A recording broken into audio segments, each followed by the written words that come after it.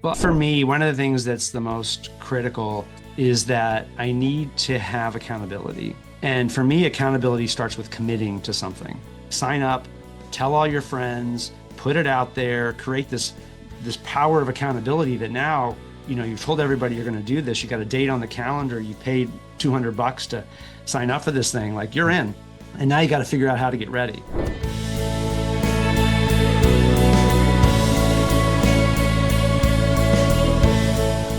Hey, Uncommon Leaders, welcome back. This is the Uncommon Leader Podcast. I'm your host, John Gallagher, and today I've got a great guest for you, Shawn Hoyt. He's a beast. Excuse me, and if I have had a chance to meet him recently, I think the timing's been incredible. He's going to tell his story about his journey inside of fitness in his 50s and talk about a lot of things and how that relates to his leadership. But I found out as I started to do more homework that he's a beast in the Spartan world. And I just actually ran my first one just a couple days ago. So we're brethren when it comes to Spartan, but he's got a lot more that he's going to talk about today. He's a runner, a triathlete. You can see on his shirt there if you watch on YouTube, an Ironman as well, and an obstacle course beast. I've seen some of his stuff on his website and some of the training that he goes through. And I can't wait to talk about that in terms of some of those disciplines. And he keeps getting stronger with age. So we have that in common as well in terms of being in our mid-50s. But he's living proof ultimately that age is just a number. And he's here to share his journey, not just on a fitness, but his professional journey as well, and how he's weaved those two things together to be successful in both business and in life. Ultimately, we can do really hard things, and he's going to talk about that today. So a great Uncommon Leader Podcast. Welcome to Shawn Hoyt. Hope you're having a great day, and how you doing? Love that lead in, John. So you crystallize so many of the things that have come to kind of be rallying cries for me. So I'm excited about our conversation. I think it's going to be a blast, and I can't wait to learn from you. I feel like when I go in some of these podcasts that I'm trying to pull it out of folks, but this one, I'm going to be learning a bunch on this journey. So I'll jump you in, though, with the first question I always have for my first-time guests, and that's to ask you to tell me a story from your childhood that still impacts who you are today as a person or as a leader. So this story, I think, really kind of defines the trajectory I've been on ever since it happened. And it really was transformative to me. I was in 8th grade, to set the context. I was growing up in Kansas City, on the Kansas side of Kansas City, Missouri.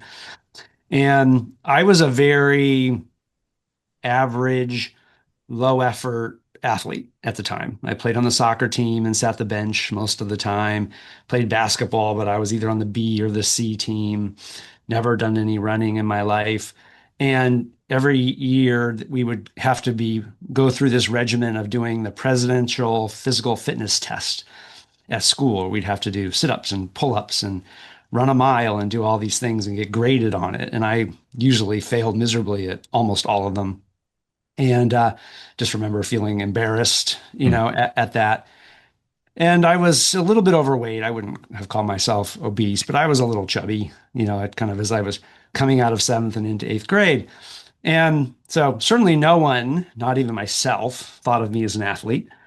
And over that summer, between 7th and 8th grade, my stepfather decided he was going to run a 5K in the neighborhood in kind of where we lived. And he somehow just convinced me to train with him. And so we would start running around our neighborhood. And of course, at first I thought I was dying, but we, over the course of the summer did it. And then I ended up running this 5K and much better than I thought I was going to do. And so it kind of hatched this idea in my head, this plot, that I was going to continue training, but I wasn't going to tell anybody. And my goal was that when it came to that physical fitness test in 8th grade, I was going to win the mile. And of course, nobody would be expecting it because nobody would be, think of me as an athlete. But it was my secret quest, shall we say. And so I trained really hard, and I would train around the neighborhood, and I got in really good shape, lost all of that kind of baby fat. Mm-hmm. And then sure enough, when it came time for the actual race, it was 4 loops around this school. And after the first lap, I was right up with all the soccer players and basketball players and the jocks, at my school. And I could hear them. I was right in front of them, and I could hear them all kind of laughing behind me saying, oh, like he's going to fade, just give it a little bit of time. And by the second lap, I could still hear them, but they were definitely farther behind me. And by the third and fourth lap, they were nowhere to be found. And I ended up setting the school record Oh, wow. in the mile, which stood for about another 10, 15 years.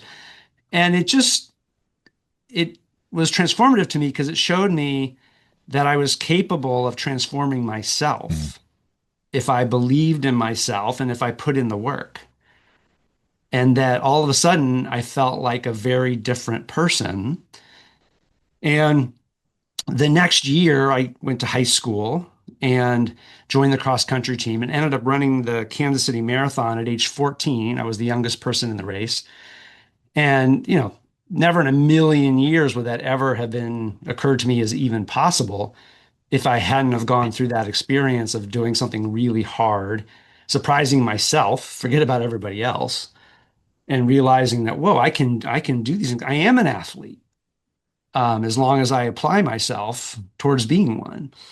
And I think, I've had phases over my life where fitness ebbed and it flowed when you have young kids and you're traveling early on in your career, but I've never really lost that feeling that I am an athlete Mm. and that, I am capable of doing hard things. I've done 7 marathons in total, 3 ultras now, and 1 Ironman over the course of that long trajectory. But it all started with that experience in 8th grade. I'll start with that 5K and then running that mile and setting to you again. And what I hear in there, first of all, I hear the affirmation, right? That I am an athlete. I love to kind of hear that and how you had to set and how that really that decision came about for you. Many times in my leadership coaching, I talk to folks about that so that moment. It's the why that exists there. Because you can try to say, I'm just going to run the mile or whatever that means. But I heard that affirmation is very important. I heard that mindset is very important. I heard discipline is very important. All those things are topics that we'll get a chance to talk about today. And one of the things, people will change, right? When the displeasure of remaining the same, where they are in this point in time, you talked about that as a kid, is greater than the discomfort of the change itself, the actual hard work that it's going to take to overcome that. And I think that's so powerful in terms of what you're saying, because as you said, the first time you ran to get ready for the 5K, you probably thought you were going to die when you're running that with your stepfather. That's a really cool story, and you stuck with it because there was a why that existed. You talk about in some of your literature and some of your website your what if moments, like breaking that mile record in 8th grade, the sub 3 hour marathon that you ran in college. How can leaders, okay, again, taking that and bringing that into your professional career, how do you cultivate that what if moment in your work as well, and what that mentality means to live that out in your work? One of the things that I've really tried to do, and I've gotten better at it as my mindset has solidified, in my 50s, is really to, you know, challenge the status quo in your own mind. Mm. And there may be a way your team is doing their job. There may be a way you're doing your job. Maybe there may be a way a company is going about its operations. And I think so many times we take that as a given, and then we think about how can we continually improve it. And I love continuous improvement. You can get dramatic results from those slow incremental 1-2% improvements, but it never changes the fundamental starting point. It just incrementally improves it. And so I've really tried to challenge myself and my team to think, okay, let's do those things, but let's also question the underlying thing itself. Is that really Mm. still the way to be going about it? Are there, radically different ways to do this? And I'll just give a quick example. I'm a lawyer. I deal with contracts.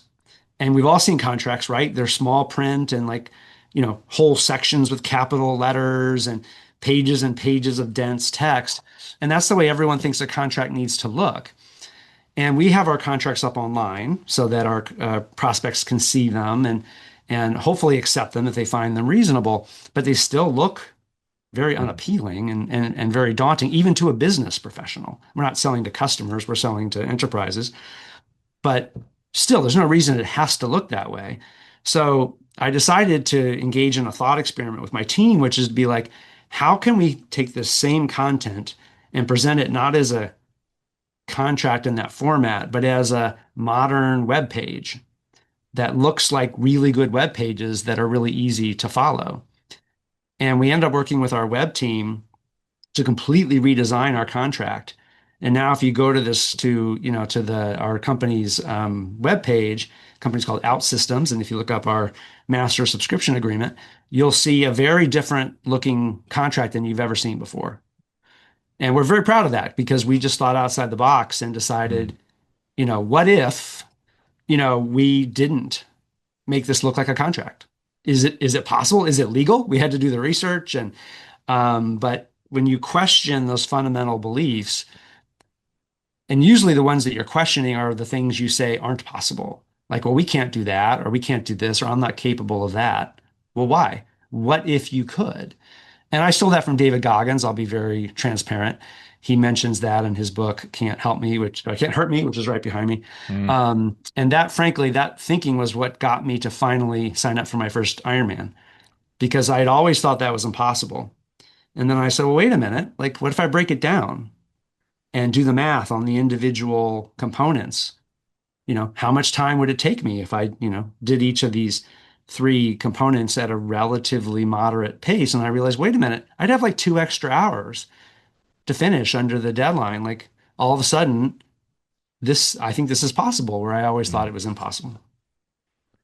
I love that, Shawn. And you all started right off with the discontent for the status quo, not being satisfied with the way things are today. And I'm a continuous improvement guy. There's no doubt about it. And I know that there are times when innovation must occur. Your story reminded me, going all the way back to the Henry Ford story about, they asked him to make a faster horse cart and he came out with a car. If they would have asked him, just to make it go faster, imagine if he would have only thought about making the wheels smaller or a faster horse and training the horse. No, we're grateful that he took that approach of just kind of blowing it up completely and, in essence, designing the automobile and making that possible for us. We have to have those thinkers. We've got to have both inside of our organizations. We've got to have those thinkers as you relate it back to being athletic again and breaking it down into those smaller goals to be able to achieve those things. There's so much that we could spend a time on right there, put a pin in it and stay right there with those. I think you get enough points there that as I listen to you in your mid-50s, I know you get a lot more coming in terms of what's happening. You have keep that mindset of innovation inside of you. Consistency, though, is a key theme on your journey.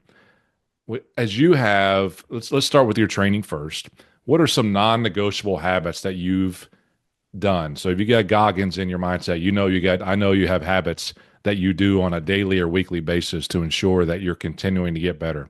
What are some of those non-negotiables that help you to stay in the shape that you're in your mid-50s? Well, I think for me, one of the things that's the most critical is that I need to have accountability. And for me, accountability starts with committing to something. And, I'm a big believer in the entire Spartan ethic and, kind of mindset. And the founder of Spartan talks about don't kind of take the view of aim, ready, fire, where you have to get ready first, and then you can start. Just get started. And then, aim, so I think it's fire, ready, aim, or something like that, what he says. And I tell all my friends, like, if you really want to make change, you have to commit to something. Like, literally sign up, tell all your friends, put it out there, create this power of accountability that now, you've told everybody you're going to do this. You got a date on the calendar. You paid $200 to sign up for this thing. Like, you're in. And now you got to figure out how to get ready. And with the Ironman, the fact that I know I have a date on the calendar, by the way, I'm training for my second right now. So this is all very front of mind because, I wake up, I have 11 weeks to go until race day. Okay. And so I wake up every day and say, okay, like what do I still need to work on? Where are my gaps? What am I going to do every day to kind of get to the point where over the next, 9 weeks and then my taper, like I'm ready to go on race day. And that is has tremendous power for my discipline. So you got a plan that you're following, I'm sure, that's going to make sure that you get there. You state the goal. You put your money in on that habit to make sure that discipline's there. It's exactly how we got signed up, the 4 guys that I was with or the three other guys that I was with on the Spartan that we did, we signed up for it first, and then we figured out how we were going to get there. And we each developed our own little training plans to get there. But ultimately, we met up that day and made something good happen. Where if you kind of talk about it and talk about it, look, and I'm guilty of that. We need to do one of those someday. Hmm. And someday never kind of happens. So I'm going to guess that you don't really have that someday kind of attitude as you're going through it. Hey, I'm human. I used to, I've gotten better at it. There probably are, still some things where I kind of like, you know, right now, for example, like travel. There are places that I want to go and I'm very eager to get to. And I keep saying one day I'm going to get there.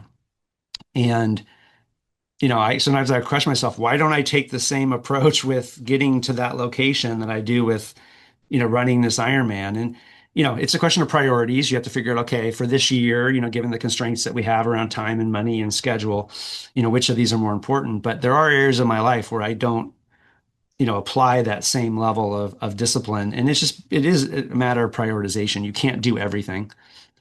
And so you have to kind of make some tough choices. One thing about training for an Ironman or any hard race marathon is it really forces you to assess your priorities because all of a sudden you have much less time, free time than you had Right. before. If you're going to do your job and you're going to spend time with your family and you're going to train for an Ironman, there's not much left over. And so I have to cut out things that I used to do. Like I don't watch TV like hardly ever anymore. And there's other things that I would do before that I've kind of like for now anyway, until this race is over, those didn't make the cut. No, I appreciate that because that was one of the questions wanted to ask. I mean, look, folks will say, I don't have time to do all this exercise. And when you start to think about the time that it takes to train for an Ironman, I mean, I knew a friend Adam who did several Ironmans, and he ended up at one of the big events, kind of qualified for one of the big events going forward. But that's 3 or 4 hours a day, no doubt about it, in terms of getting ready for that. The different training you have to do, swimming, biking, running, to get ready. How do you balance that out with family and work responsibilities as well? How do you make that happen? One of the ways you talked about was saying no to certain things that you may like to do. What else do you do? By the way, when I find myself even saying, "Oh, I don't have time for that," I always check myself because I realize I do have time. I just have chosen not to prioritize that.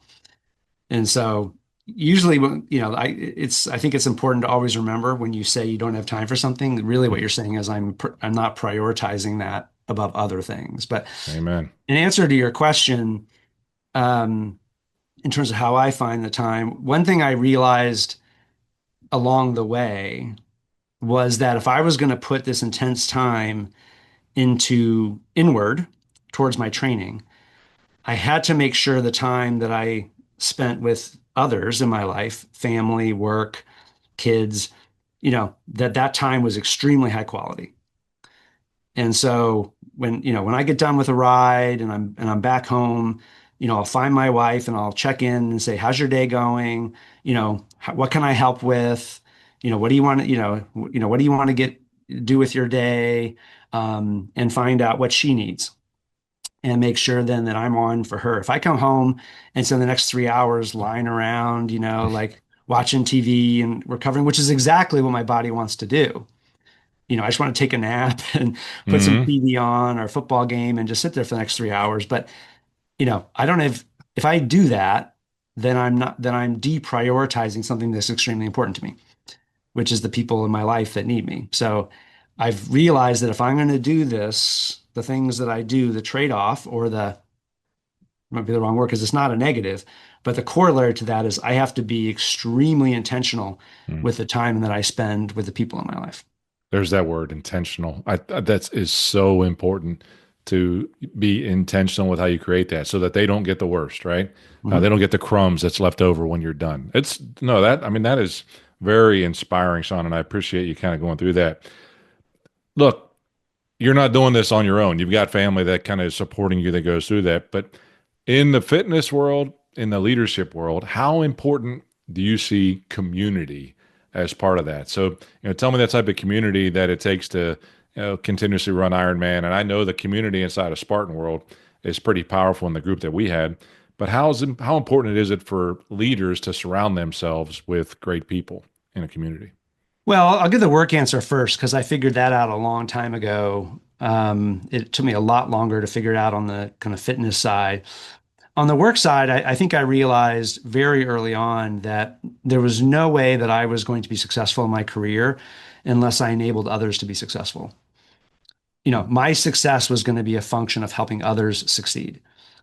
And at one point in my career, I stepped into a team that I was hired as the leader of 6 people.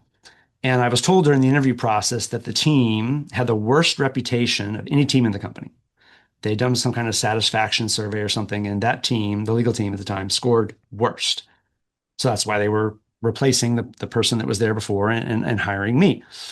And I got in and I figured, oh, this must be a team of poor performers. And that must be the problem. But after a few weeks of working with the people, I realized that wasn't the issue. They had just been held back and constrained in their ability to do their work by a manager who was very controlling and wanted to micromanage kind of every piece of it and to take credit for kind of every piece of it. Hmm. And so I said, I'm just going to flip this on its head. I'm going to tell these people, go, like, here's some core principles we're going to follow as a team. But as long as you're operating in accordance with those principles, like you go out, do your work, make the calls. I'm here, escalate to me when you need to. But if you feel comfortable that you know the answer, just go do your work and be successful. And within a year, when that survey was done next, the legal team went from worst to first. Hmm. It was amazing. We now were the top ranked team in terms of feedback. And I might have changed one team member, but it really was because I realized that for the team to succeed, I had to empower and enable every single one of them to succeed and be supportive of them. And I told them, if you send me an email or a text or you call me and I've got 40 other emails, I'm going to put yours first and I'm going to get yours done first because there's 6 of you. If I can enable all 6 of you to be maximum productivity, that's 6 times more efficient than me doing my work. Hmm. And I followed that maxim to this day on the work Love front. that. You got to have a great team around you, no doubt about it. Even Yeah, our buddy, being a Notre Dame fan, everybody, Lou Holtz would say that you can have a great coach all you want to, but if you don't have great players, it doesn't matter. Great players can make a good coach look really great in terms of making that happen. Absolutely. absolutely. On the personal front, though, when it comes to my fitness, I think for a long time, I was pretty much doing it on my own. Maybe I had 1 or 2 friends I would do a race with, but I didn't reach out to a community. I wasn't communicating really with others. I was just, if I had a community, it was 1 or 2 people that I was doing all of this with. And it wasn't until the last few years, partly because of social media, I've really embraced social media as part of my fitness, Hmm. and also because of a track group that I got involved with here called Belmont Track Club in the area here, which just is blessed with some of the most phenomenal people I've ever met. And it's a big group. I mean, there's probably 20, 30 of us that are regulars in this team. And now I'm also part of a community with this group called Marathon Sports here that is just an incredibly inspiring group of ambassadors. And to me now, I've realized that the power of my fitness comes from connecting with these communities. What I learned from them, what they learned from me, how we help each other train, how we push each other along, and the power that comes from so many people supporting so many other people. And nothing makes me happier in this world on the kind of fitness front than when somebody tells me that, they were struggling, they were kind of giving up on their fitness, but then they saw something that I was doing, and Hmm. then they got encouraged to like sign up for a race or to get back to the gym. Like I hear that, pretty often, and it just gives me fuel to keep doing what I'm doing. Hey, listeners, I want to take a quick moment to share something special with you. Many of the topics and discussions we have on this podcast are areas where I provide coaching and consulting services for individuals and organizations. If you've been inspired by our conversation and are seeking a catalyst for change in your own life or within your team, I invite you to visit coachjohngallagher.com/free call to sign up for a free coaching call with me. It's an opportunity for us to connect, discuss your unique challenges, and explore how coaching or consulting can benefit you and your team. Okay, let's get back to the show. I love that. And I think about that again, just going back to my experience at the Spartan. I was so amazed at the community aspect that they create at the race.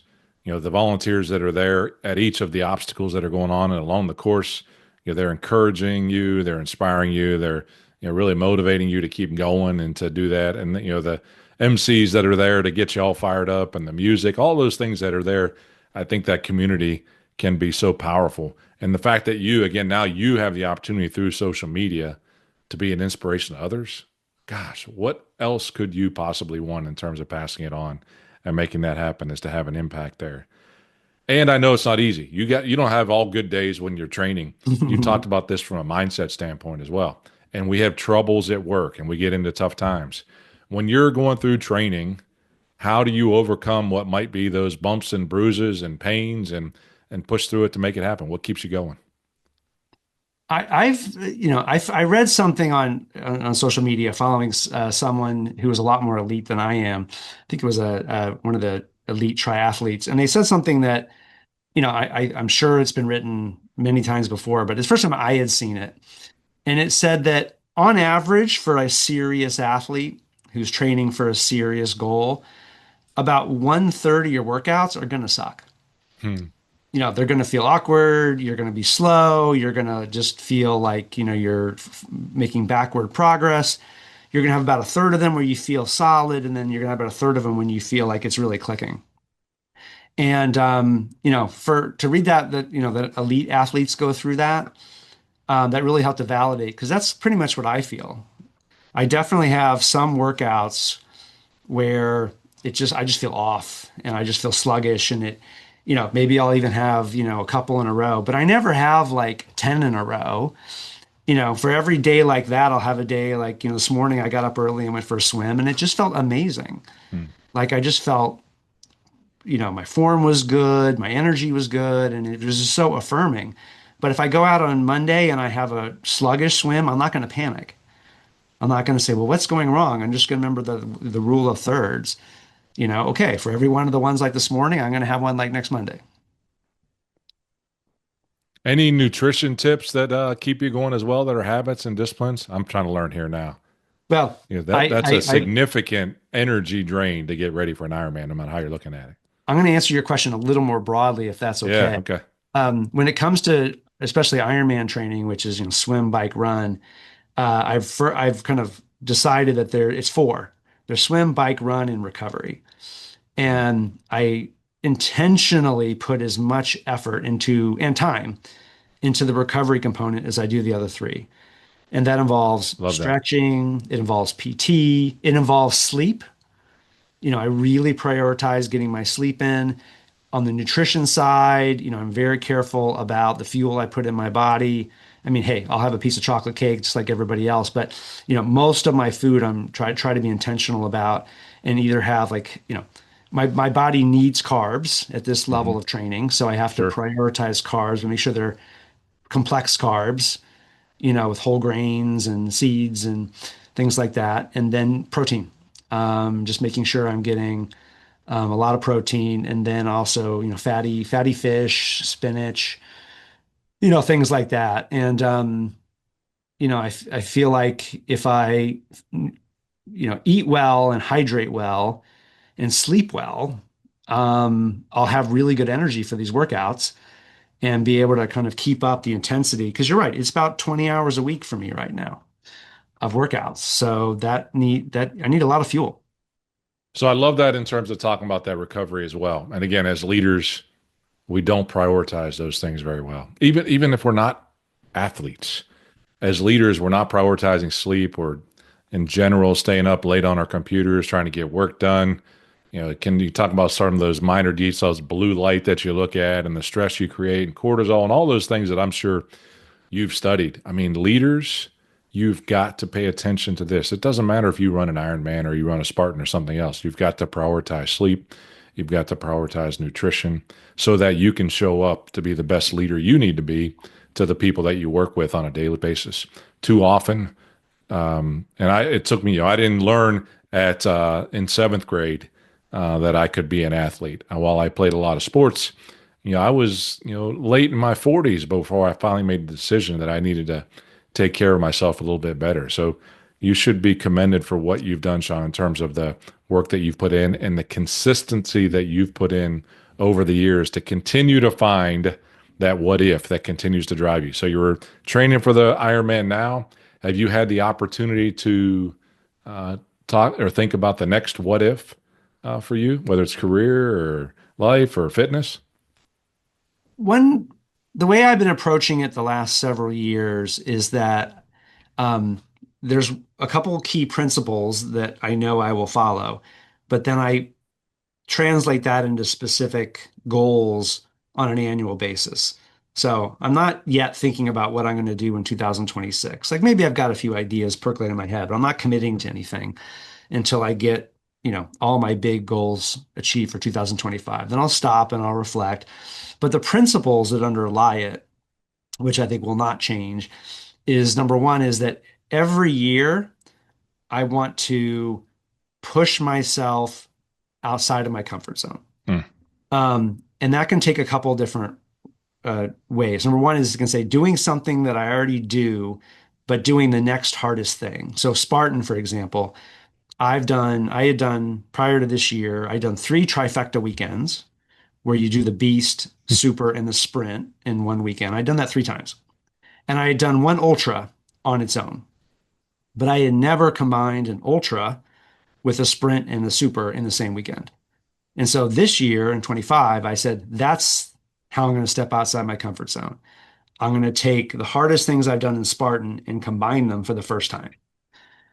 And so, and then even with the Ironman, when I did my first last year in Arizona at 55, when I was thinking about, do I want to do it again at 56? I said yes, but I need to take it, Hmm. even if it's a small step up, like I need a harder course or I need a little bit harder challenge. So I picked Lake Placid, which is notorious for its hilly bike course. And it's going to be a lot more of a challenge than Arizona's, relatively flat bike course. But for me, that's the way I step outside my comfort zone. Okay. Or another way to do it is just try something totally new that you've never done before. And I really would like to try a martial art. And once my Ironman is over this year, I'm going to take some introductory classes in a few of the disciplines of martial arts and just, try it. See what I like, see what resonates with me. But I want to try something completely new, which also from a physiological perspective is really good for your brain. When you try new things you've never done before, it forces your brain neurons to rewire in Hmm. ways that kind of help keep everything fresh and healthy. So not only is it good from a physical and mental perspective, but I think it really is good in terms of, just your overall health and longevity. Man, that's so cool. Again, looking for that one. Ed Milet in his book, The Power of One More, talks about it being one more. Like, what's that one thing that I can take it just a little bit further? And, some folks might think that's a little bit crazy, but it really is. Whether you define it as choosing what your heart is, David Goggins would talk about that in terms of some of his training. And he's pretty brutal to say the least in Yes. terms of how he communicates and just lets you know that you're a wimp if you don't want to get this done. But just that, what's that one more that's going to take you to your point outside your comfort zone, maybe not to the panic zone, but it's going to force you to learn something different. And then I love kind of to your point, converting it to something that you've really never done before as well, like the martial arts. What a fantastic idea. Spartans, because I'm getting ready for my second. Let's say if I try to get the trifecta in a year, that might be the first. Then next year we can talk. It's funny, a couple of the guys are talking about the ultra next year. I'm like, I'm not ready to commit to that yet. Let me get through the second event, and we'll see how that goes. What's your least favorite obstacle that you've experienced at a Spartan? There's one that I struggle with, and it's frustrating because it's so simple. And it's called the 8-foot wall. And that's all it is. It's an 8-foot wall that you have to jump up on and grab over the top and flip yourself over. I'm roughly 5'7", and I struggle to get up. I'm just like I can do it some of the time, but my success rate is much lower than I would like, and it frustrates me because it's just a question of technique, and I don't have it down. I need to figure out a way to Hmm. practice it. But I'm good at the ones that people struggle with, like the grip ones where you're Yeah. going on the twister where it's constantly shifting, or the beater where the metal bars are going around, Hmm. an egg beater. Like I've gotten pretty good at those, but why can't I get over this 8 foot wall? It drives me nuts. And I see people, who are my height or even shorter go up there and find their way over. So I'm like, I know it's possible. I know I can do it. I just need to, really double down on my technique and figure it out. Yeah, I claim that the hanging stuff, the rings, the beater, the twister, whatever those are, the first time through, I'm blaming it on height. I'm 6'4", so my arms are a lot longer. They're not quite made for that type of, at least that's an excuse that I'm pretty good at anyway. So That is an I'll excuse. train I'll train it for the next time. When you're ready to train, let me know. I've got some great tips for grip strength. I would love that, and if we talk about that afterward, Yeah. absolutely, because I'm starting the training tomorrow for the next Good. one. Okay. We got it in August, the 5K, so I'll be ready for improving grip strength, no doubt about it, because that was definitely a weak point for me. What's your favorite one? What's the one you love the most? That's a great question. I really, anyone that involves ringing the bell, Mm, the experience of going through a tough obstacle and just gritting through it. And at the end, there's a cowbell and you hmm. slap it and you hear the ring, and it's an electric feeling. I'd say probably the rope climb. Getting all the way up to that rope and then just being able to slap that bell as loud as you can. I just love that feeling. It keeps me coming back. As you think, if you say that, I don't know that in my first one I rang the bell on one obstacle.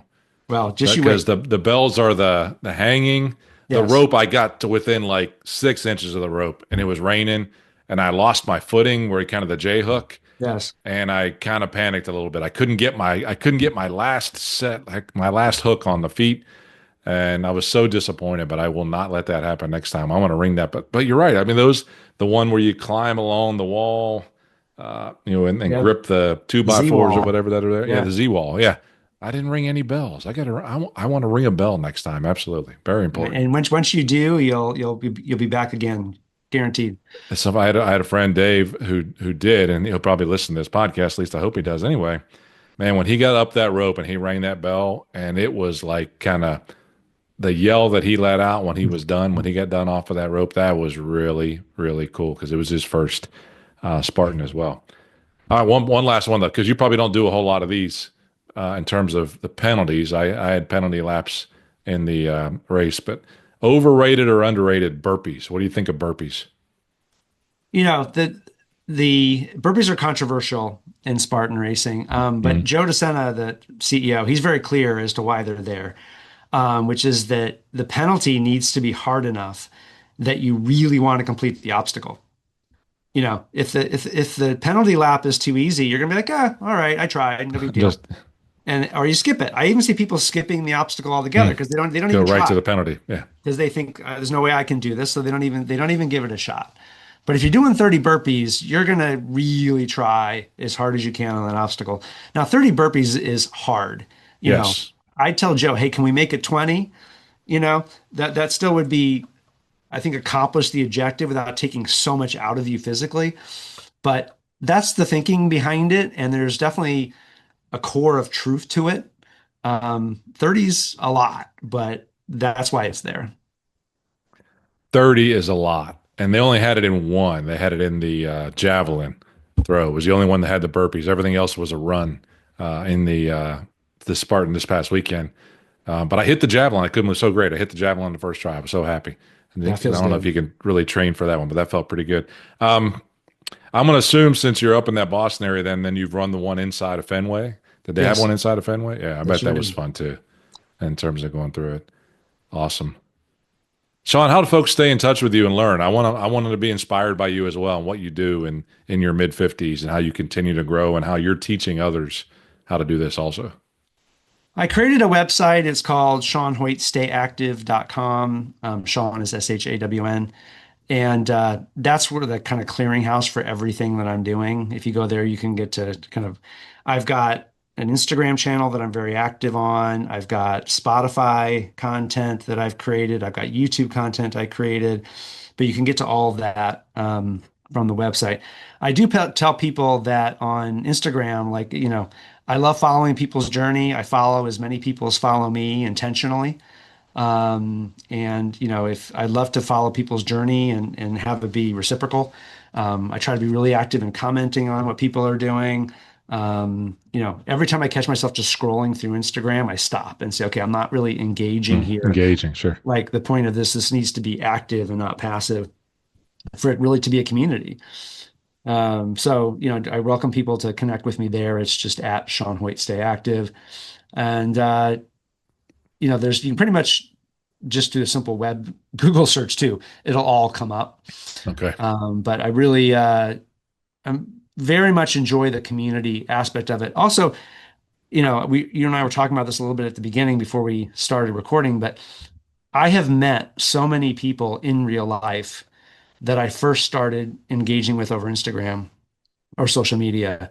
It's amazing to me as I travel around to races or to cities, I'll find people in those cities that I've been, following their journey for years on Instagram. We'll connect for a cup of coffee or a dinner or a drink. And I have all of these like real life friends now.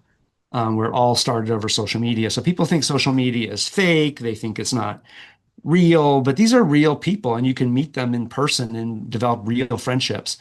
And, I've certainly done that and it's meant a lot to me. And my community has grown significantly in part because I've been able to engage, authentically with enough people over social media that they turn from, online friendships to real friendships. John, I love that. That's how we got connected. Another Yeah. guest on the podcast connected us, and ultimately, not through social media, but that's how. Now I'm following you as well, and then I think those things are so powerful. That community in and of itself can be powerful, and the community of people who inspire each other. It's so important. It's something that we don't see enough of. Shawn, I can tell. Obviously, you're an inspiration to many. Those that uh, you know, teach, if you will, on your website and social media channel, your family, and your workplace as well. I can hear that in all three areas. I appreciate you adding value to the listeners of the Uncommon Leader podcast. I'm going to give you the last word here with the question I always finish everybody else up with. I'm going to give you a billboard and you can put it anywhere you want to. What's the message you're going to put on that billboard and why do you put that message on there? By the way, I love this question. I've been listening to your podcast and reflecting on this ever since I heard you first ask it.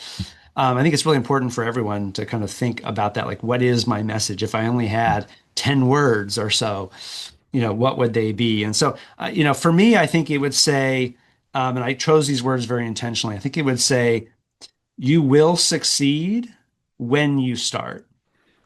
Hmm. And I think a couple things to note is that, so many times I hear people talk in very equivocal language. I want to do this, or I'd like to do this, or if I can do this. And I always try to tell people, turn people towards like, well, why isn't it a will? Like, I will do this.